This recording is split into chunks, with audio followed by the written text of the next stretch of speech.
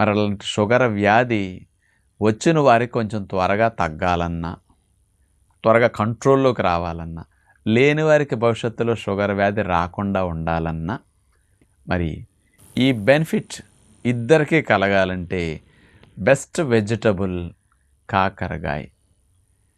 చాలామంది అంటారు చేదుగా ఉన్నవి తింటే షుగర్ తగ్గుతుందంట కదా అని. వాస్తవంగా కాకరకాయ చేదు కాబట్టే చాలామంది ఇతర కూరగాయలు వండుకున్నట్టు వారానికి ఒకసారి కూడా వండుకోరు.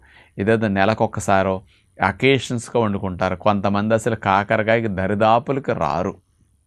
కానీ కాకరకాయలో ఉండే ఔషధ గుణాలు షుగర్ వ్యాధి ఉన్నవారికి తగ్గించడానికి, లేని వారికి త్వరగా రాకుండా చేయటానికి అద్భుతంగా పనిచేస్తుందని సైంటిఫిక్గా ప్రూవ్ అయ్యి ఉందన్నమాట. మరి కాకరకాయలో ఉండే కెమికల్ కాంపౌండ్స్ ఏమిటి షుగర్ వారికి హెల్ప్ చేసేది? చారంటీ అనే ఒక కెమికల్ స్పెషల్